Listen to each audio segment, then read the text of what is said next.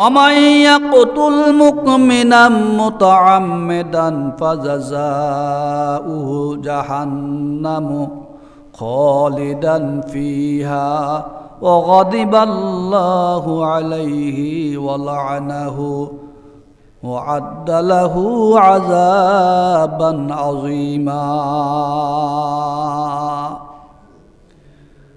মহান রব্বুল আলামিন কোরআনুল কারীমে ঘোষণা করেন, যেই ব্যক্তি কোনো মুমিন মুসলমানকে ইচ্ছাকৃতভাবে অন্যায়ভাবে হত্যা করে, অন্যায়ভাবে কতল করে, অন্যায়ভাবে নিহত করে, ফাজাযাউহু জাহান্নামু খালিদান ফিহা, তার পরিণাম ফল জাহান্নাম, তাকে আল্লাহ প্রতিদান দিবে জাহান্নাম।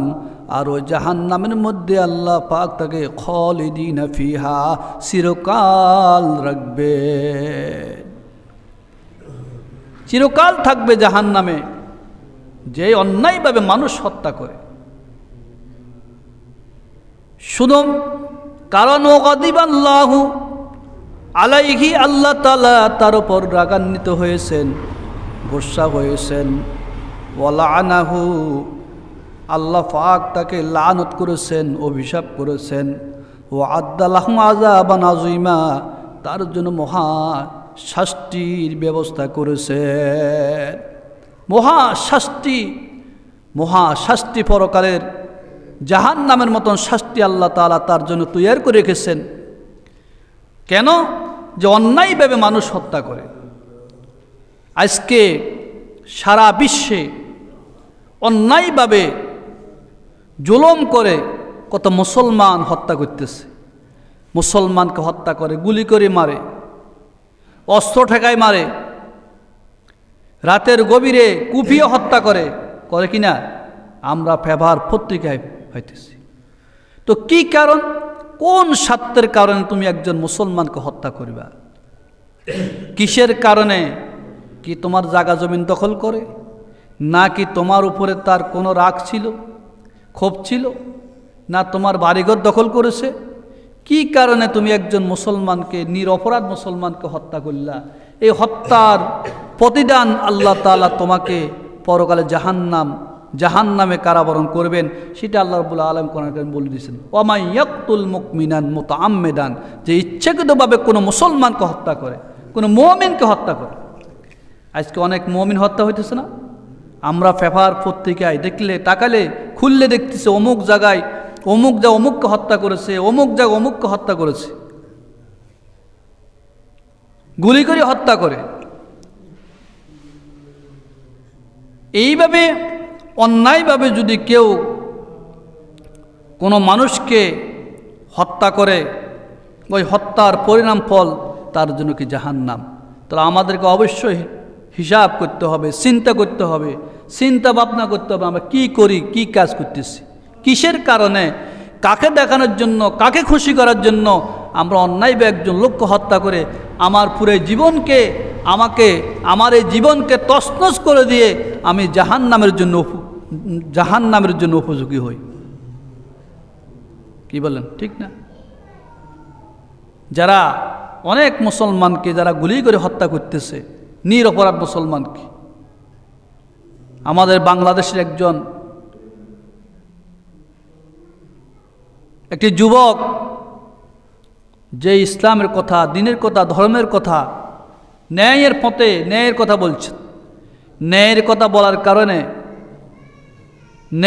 বলার কারণে, সত্য কথা বলার কারণে তাকে দিনের দুপুরে গুলি করে হত্যা করা হয়েছিল। সে ছিল হাদির মতো একটা যুবক। এই যুবককে দিনের প্রহরে, জুমার পরে দুর্বৃত্তরা গুলি করে হত্যা করেছে। তো তার কি অপরাধ ছিল? তার অপরাধ ছিল এটাই, সেই কোরআনুল কারীমের কথা বলেছেন, আল্লাহর আইনের পক্ষে কথা বলেছেন, ন্যায়ের পক্ষে কথা বলেছেন, সত্যের পক্ষে কথা বলেছেন, ন্যায়কে পৃথিবীতে ইনসাফ ভিত্তিক সমাজ প্রতিষ্ঠা করার জন্য বলেছেন। এই বলার কারণে তাকে হত্যা করা হয়েছিল। তাহলে বুঝা গেছে যারা হত্যা করছে এরা তো আমাদের দেশের ভালো চায় না, চাই না। তারা চায় সব সময় গণ্ডগোল লাগাই রাখবে, মুসলমানের দাঙ্গা সৃষ্টি করবে, মুসলমানকে পৃথিবীতে মানে থাকতে দিবে না, কোরআনুল কারীমের মতন বিধানকে এই পৃথিবীতে রাখতে দিবে না, এরকম তাদের মন, এটাই ছিল তাদের পরিকল্পনা। তাদের পরিকল্পনার কারণে অথচ আল্লাহর বুরা বলতেছেন ওয়ামাইয়াকতুল মুকমিনা মুতাআম্মিদান, যেই ব্যক্তি ইচ্ছাকৃতভাবে একজন মুসলমানকে হত্যা করবে, একজন মুসলমানকে শহীদ করবে, ফাজাজাউহু জাহান্নাম, এবং তার প্রতিদান হলো জাহান্নাম। তার জন্য তার প্রতিদান হবে তার এই হত্যার পরিবর্তে আল্লাহ তাকে জাহান্নামে জ্বালাবেন, আল্লাহ তার রাগান্বিত হবেন। এই জন্য আমাদেরকে এই সমস্ত অন্যায় কাজ করা যাবে না, অন্যায় করা যাবে না।